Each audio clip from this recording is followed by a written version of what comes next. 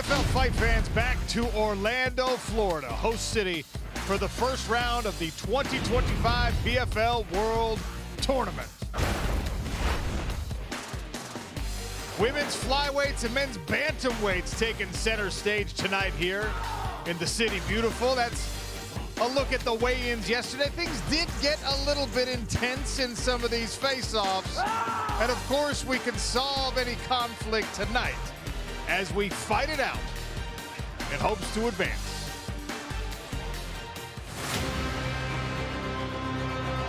The inaugural PFL World Tournament is underway. Last week saw intense action unfold as fighters advanced in their bracket. Setting up must-see semifinals. A lot of intensity. There's going to be fireworks in that one. Wow.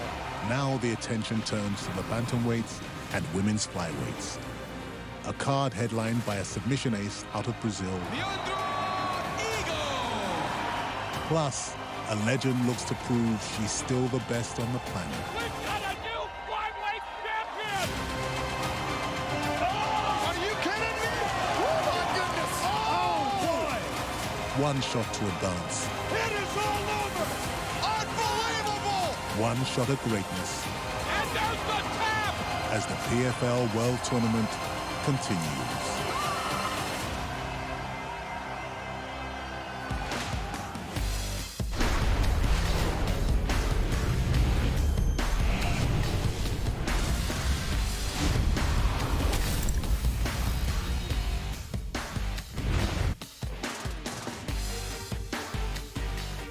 We are at Orlando's Universal Studios, and the action has already heated up last week. Of course, bantamweights and women's flyweights have unlimited gas tanks and the ability to go and go and go. Welcome to the pre-fight show. We're going to start going right now as we move toward a stellar card and main event.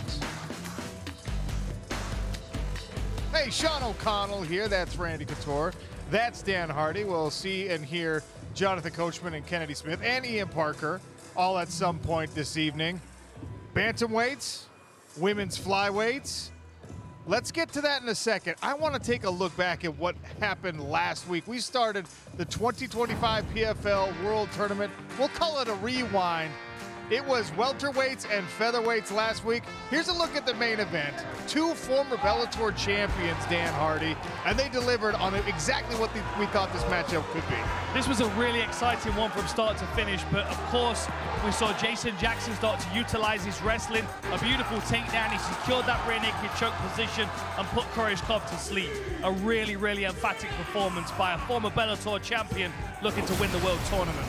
So he takes his one shot, he makes good on it, he advances, and his next opponent will be the man clinging to that guillotine and knocking out Muhammad Berkamov.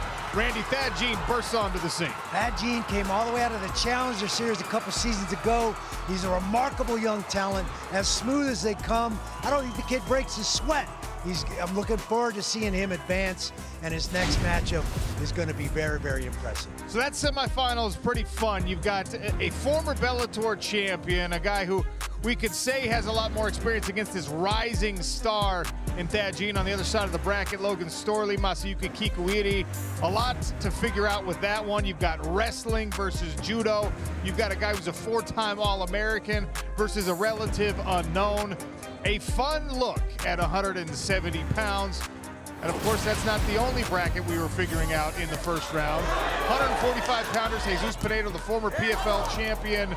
Well, what do they say? Mike Tyson quote, everyone's got a plan until they get punched in the face. Borge had a great plan, and then Pinedo punched him in the face, Dan. Look, what was really unusual, though, is how Pinedo took his time and found his opportunities before he needed to lean into that aggression and really put his foot on the gas. For me, that was one of the best performances of Pinedo's career.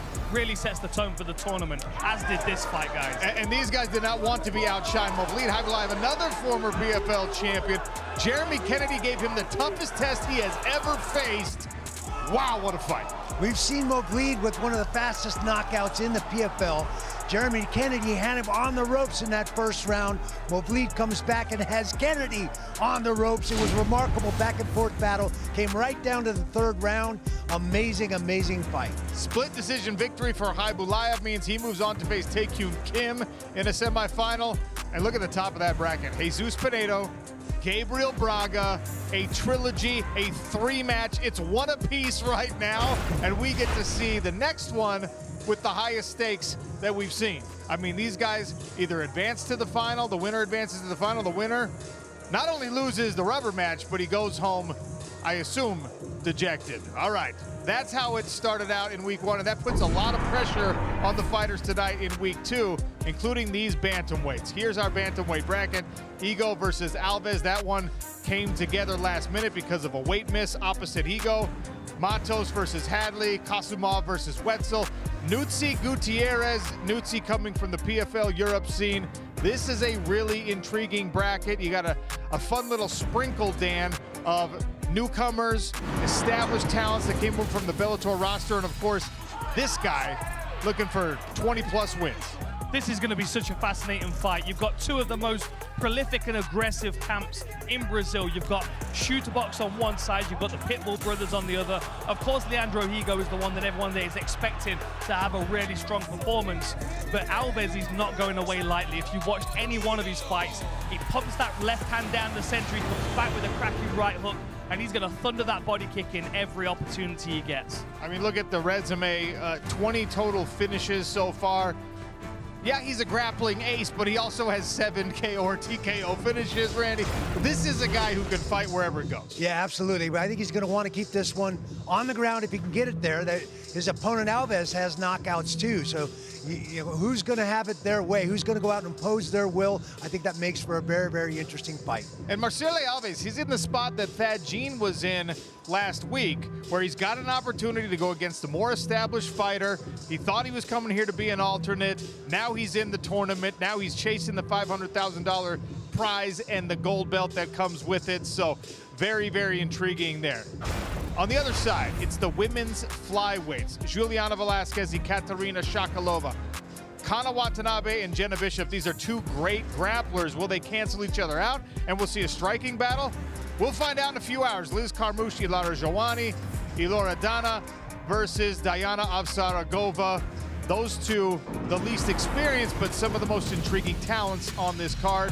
And of course, this is the most experienced woman on the card. Liz Carmouche, still not slowing down. And Randy, no one's better at talking about the fighters still kicking in their old age than you are.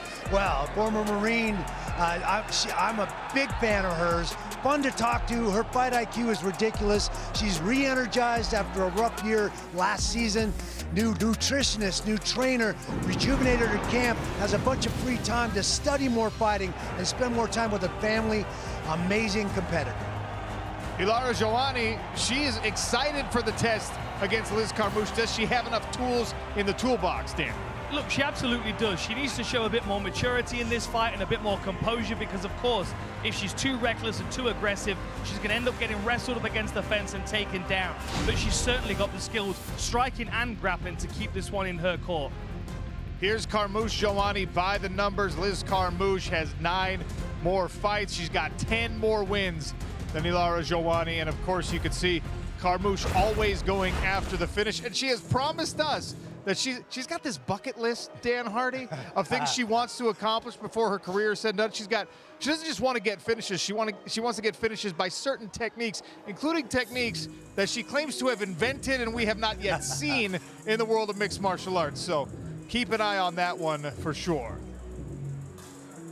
All right, Jonathan Coachman, as I mentioned, is here. And before we get to Coach, these are some things that we were dealing with last week. You got the cocktail napkin notes. What's on the left side, Dan? What's that about? No jacket? No jacket. I mean, the man's a law unto himself. He doesn't bring proper notes. He doesn't wear a jacket. Doesn't tuck his shirt in sometimes. One thing I will say, though, is I'm glad he's got the rough voice this week around instead of me. But there he is looking like Bret the Hitman Hart, or at least wishing he had the hairline of Bret the Hitman Hart. Oh, no, we're going to be in trouble, aren't we? He looks angry. Coach, Sorry, Coach. Hey, Coach. He's dropped the shades. Jonathan Coachman, hello. Yes, good evening, boys. Very good evening to you. And if you look at my face, I mean, really look at my face. Do I look or sound like I'm in the mood to mess with you three tonight? Let me just say this. If you all three weren't such decorated MMA champions, I would say I'll handle all of you later. I will not say that. And I will simply take it and move on. And I will tell everybody at home, it's been a long week, especially for your boy, but also for these fighters. A lot of them have been here for better part of a week. They had a lot of things to do. They had photo shoots. They had to sit down with me for coaches' conversations. They had to do weight cuts. They had bad moods. Then they had good attitudes. But you had all kinds of different things that they had to do in addition to getting ready for the fights. And then you got Dan Hardy trying to act tough, with what he does. And then all of those things led up to now. And there's so many different legends and OGs and fighters fighting tonight. Weight classes we've never seen. One of those legends. For more on that, let's send it over to another member of our broadcast team, Kennedy. Good evening, Kennedy. Thank you, Coach. Good evening. MMA fans, we are in for a treat because the PFL World Tournament is taking us closer behind the scenes to all of our favorite fighters than ever before. We have got all access on Liz Carmouche and Leandro Alter Ego. We're going to see a little bit of his alter ego. Let's take a look here at some footage from Liz Carmouche earlier this morning, hanging out around her hotel with her brand new team, and also taking a little stop by the pool to hang out with her son. We're going to be getting so much more from all of our favorite fighters. You can check out the full scoop on the PFL YouTube. That is PFL All Access. We're going to be showing you a lot more of that tonight. Send it back over to you, Coach. Yeah, Kennedy, thank you very much. Now, Kennedy's going to be very, very busy over the course of the next several hours on ESPN Plus and ESPN2. Now, everything changes this year for these fighters. It's no longer a season. It's all about win or go home. It's one shot. And for a lot of these fighters, they understand they've got to step up or they're going to be stepping out. One shot means that I have to put everything on the line for it all tonight. One shot means I need to finish every fight so that I can get to that championship. One shot means one opportunity to change my life for the better. One opportunity to be world champion. One opportunity for greatness. Perfect. Oh my God. Speaking of change, we want to change things here at the PFL, make everything interactive. The QR code is on the screen right there. We want you to vote along with the judges on who's going to win the co-main and the main event later on tonight. See if you can predict the exact verdict of our two last fights tonight on ESPN2. Now, speaking of betting, speaking of the Duck, live from oh, there he is right there, my partner. I guess he couldn't come up I-95 this week, but he's here nevertheless. Ian, everybody's texting me all week long on Twitter, where is Parker's Parlay? Well, it's right here, right now. Good evening. That's where we're going to start.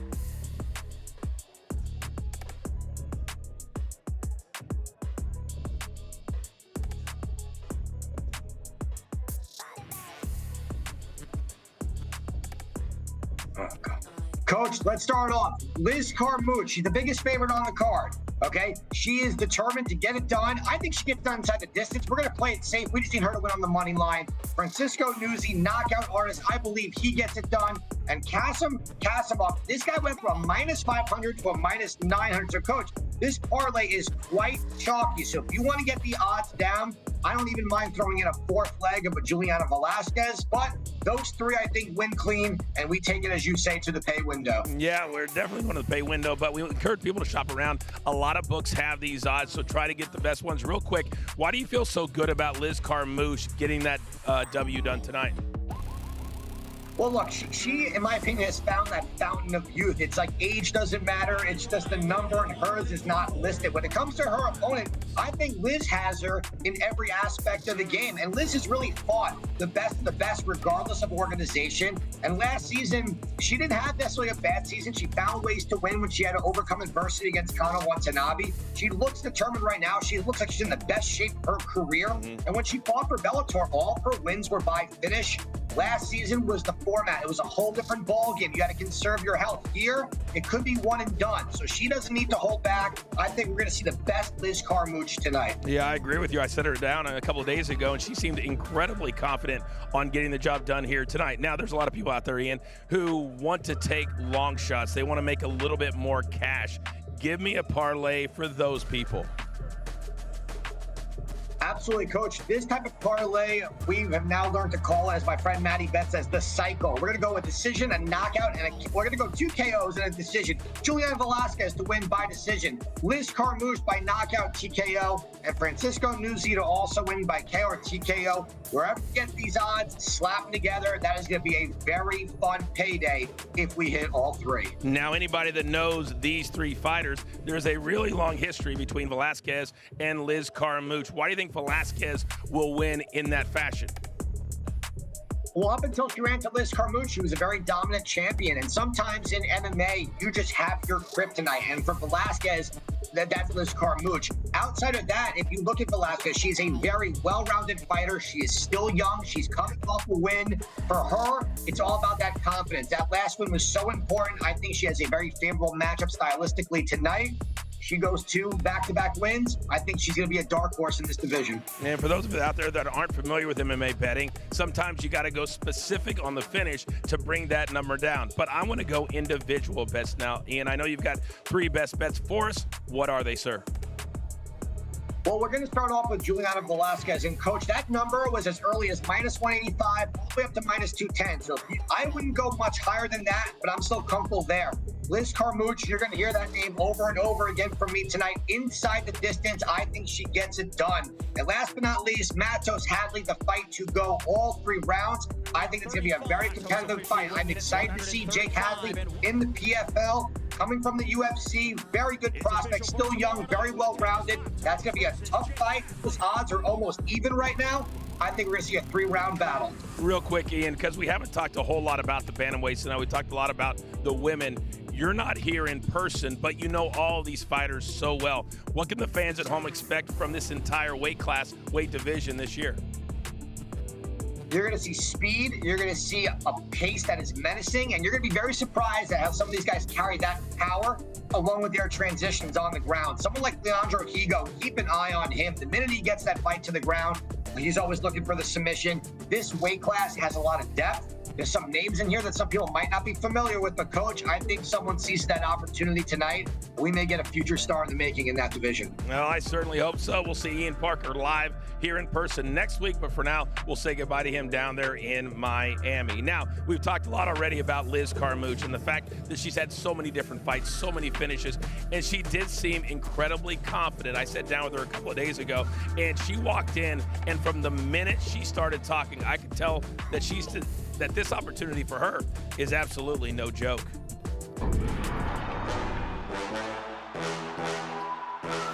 You are considered one of the pioneers of women's MMA, Bellator, whether it's UFC, whether it's PFL. When Ronda Rousey came in the UFC, and you're part of that history as well, what have you seen from the evolution? If you can kind of start with where it has gone and with you being a part of it. Oh, it's grown so much. I mean, starting off in Strikeforce, when we're talking that women really just did it as a hobby and you're paying to fight because you aren't making money at all, where we were only allowed to have 3-minute rounds. We couldn't throw elbows. UFC was able to bring women in as well, and that really cast women's MMA to where it is today, where women are the ones that are headlining cards. They're the exciting one that everybody's tuning in for, where you can go into the gyms and it's not a surprise to see a woman training. You're like, oh yeah, watch out for her, she's badass. Yeah. You gotta be really cautious of her, she'll probably mess you up. That wasn't a thing before, so it's so cool to see. And that's a huge just evolution of what's happened with women's MMA. Let's talk about a PFL female fighter that's not in this tournament, but that dominated last year, and that's Dakota Dishima. I think we were all impressed about what she was able to achieve last year. We really didn't know what she was capable of on the ground, and now we've seen she's not a slouch. And to me, that's also really exciting because that means that, oh, okay, well, cool, like, great, she's striking, so if I can get her in any other area, I'm going to dominate her. No, now I know that, like, it's a good matchup anywhere it goes, or it makes it exciting for fans. Of course, like I said, not trying to look forward, but I'd love to see where the ends of this tournament, I'm the one that's winning it, and it's champion versus champion. I'm facing Dakota. She is so engaging. It's so much fun to talk to her. Here is her career resume, brought to you by Element. You can see 3 successful title defenses, 22-8. Very few have done more than what Liz Carmouche has done in her career. Can't wait to watch her tonight. All right, it's time to bring in now the PFL Roundtable. We'll bring the guys back in from getting ready to start. And Look how cocky they look right now. Just so cocky. Gentlemen, we got to talk about what we saw last week first, because coming up in Nashville in 2 months, Sean, I'm going to start with you. We're going to see Thad Gene. We're going to see Jason Jackson. Is this the best 170 matchup we could have asked for? Well, look, I don't know what else you're looking for aside from a guy who's an established star in the sport, dangerous everywhere, like the ass-kicking machine, Jason Jackson. And what is he up against? He's up against a guy on the rise in his career, still undefeated, and a future star. Now, whether that star turn is made this year, this tournament in Nashville, we'll find out. Or does Jason Jackson stave that off until next year or the year after? This matchup has everything you're looking for. The excitement, a little vitriol, a little venom, a little trash talk already. And more importantly, two powerful, incredible, skilled fighters. Very much a matchup of equals. You know, it's like the crossing of two timelines, isn't it, right? You've got Jason Jackson, who right now is in the peak of his career. And then Thad Gene, whose peak of his career is right in front of him, right? It's exciting, the fact that these two guys are going to face each other at this point in their career. And, you know, you look back to Paul Hughes getting an opportunity to fight AJ McKee, which for a lot of people, it was a big step up, including me. I thought, man, this might be a big step up for him. But Paul Hughes proved himself. Thad Gene is in the same situation right now with Jason Jackson in front of him. He might be able to shock the world if he's able to kick the ass of the ass-kicking machine. He's tall, he's rangy, he's very, very smooth, and as athletic as anybody I've seen in the smart cage. Thad Gene is remarkable and one of ours, PFL. I think that's a huge statement for this organization, and I was excited to see him do as well as he did, and that is an amazing matchup against Jason Jackson, who's a well-established veteran in this sport, a former champion in Bellator, and as you said, at the peak of his career right now. Yeah, Randy, there's no doubt about it. That's going to be an amazing main event coming up in Nashville in June. Now, Dan, tonight our main event has changed not once, but twice. It's the fight game. It happens, whether it's weight or whether it's injury. From a preparation standpoint for Leandre Higo, what are you expecting in tonight's main event? I think he's going to be himself. I don't expect anything else from Higo every time he fights. He's going to be aggressive, but he's going to try and be strategic with his power. We also know that if he gets this fight to the floor, he's got great back-taking skills. But he has a different opponent in front of him now. Does that change anything in his mind? I don't necessarily think it does. But he has an unknown commodity. Like, what is Marcelo Alves going to bring to the cage? What has he been preparing for the original opponent that he had? We know how aggressive he is and how powerful he is, but no doubt he's added some new skills to this. And you look through this bracket, every one of these fighters is expecting a switch, a new opponent. This is the nature of the tournament. So they've got to be ready for everybody on the roster. I think at the end of the day, in those situations, you can't focus on what that other guy's going to do. You get a chance to study those films or to make a game plan that you think solves those problems. You have to go out and impose your will, focus on the areas that you're good at, and do the things that you want to do. We know Alves has got some power. He's got 7 knockouts to his credit. We know Higo wants to get this fight to the ground with 13 submissions. So, I mean, it's going to be who goes out and imposes their will. It's that simple. Let's move over now, guys, to the women's side. And Sean, Juliana Velasquez and Liz Carmouche, they have so much history together, 3 times, in fact. Which woman tonight do you think has more to gain? Well, look, I think that what it's really about in this tournament is surviving and advancing. You're looking at Liz Carmouche, who's probably nearing the end of her career, although we've been saying that for a couple of years, right?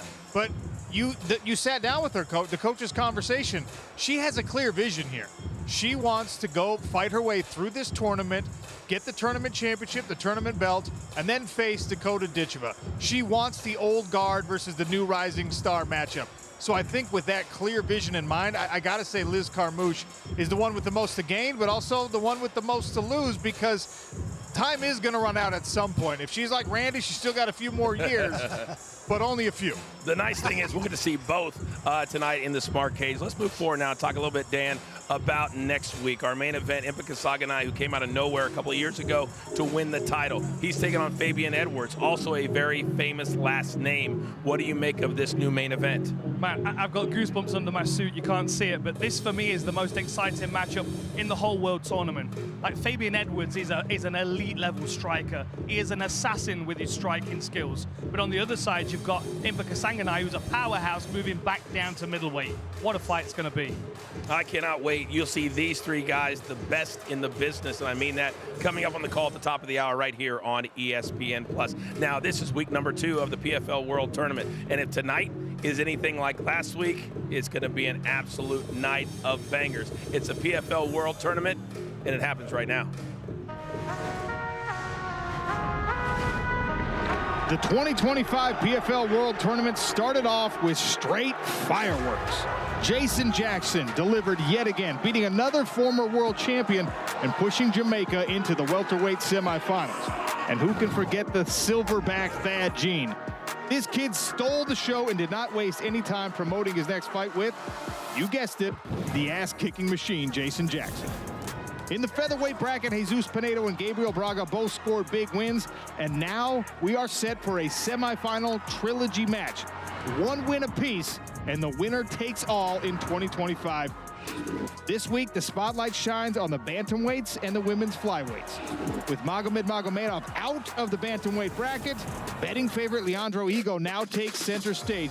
In our women's flyweight division, Tyler Santos is out, but Ekaterina Shakalova has stepped in, and another former Brazilian champion, Juliana Velasquez, will now have to carry the load. Keep your eye on Diana of Saragova as well. She brings power, she brings a promising skill set. And who can forget one of the greatest women's fighters ever, Liz Carmouche, who brings grit and experience as she attempts another title run. The first round of the Bantamweights and women's flyweight brackets at the PFL World Tournament starts now.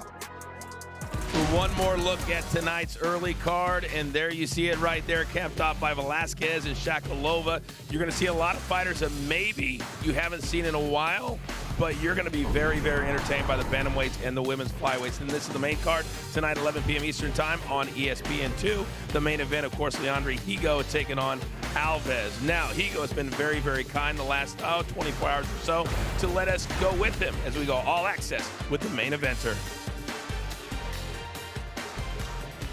Well, this is him right here as he's training. He is eating earlier today. Now, I had the same breakfast, but they did not bring it to my room. I guess main event fighters get treated a little bit better than the coach. So do not forget, coming up afterwards, Kennedy, she gets top billing. All of us will be here. We're going to break down all the fights. We're going to have a post-fight press conference. It'll be on ESPN Plus and also our PFL MMA YouTube page. So you want to stick around after the fights, late night, for that.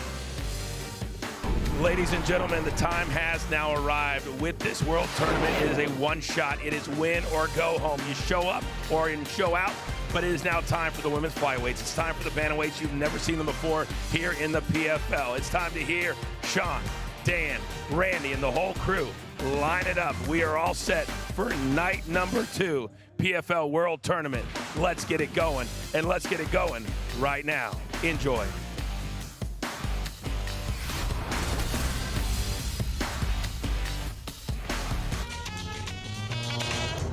Don't sweat the technique. Yo, wait. Man. Let's have a game now. Always do. Keeps when they sweat the technique. The impetus for Element was just a recognition that my health was impacted by inadequate electrolytes. There was nothing on the market that met the needs. It tended to be super high in sugar, woefully inadequate in sodium. When I finally did get my electrolytes on point, it was like a light switch was flipped. We've seen this play out across thousands of health journeys. I hope Element can be just as meaningful for you.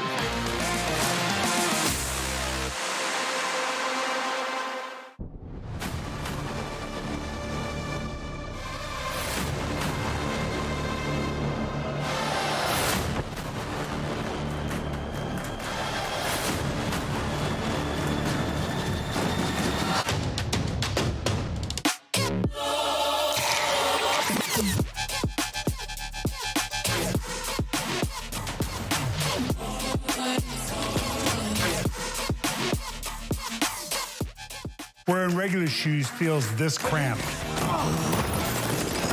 or glide step wide fit, hands-free Skechers slip-ins feel like this. With Skechers slip-ins, just step in, no bending down, no touching my shoes. Try wide fit Skechers slip-ins.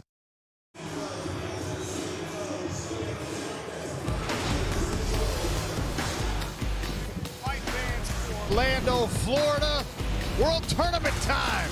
Bantamweights and women's flyweights taking center stage here. It is one shot.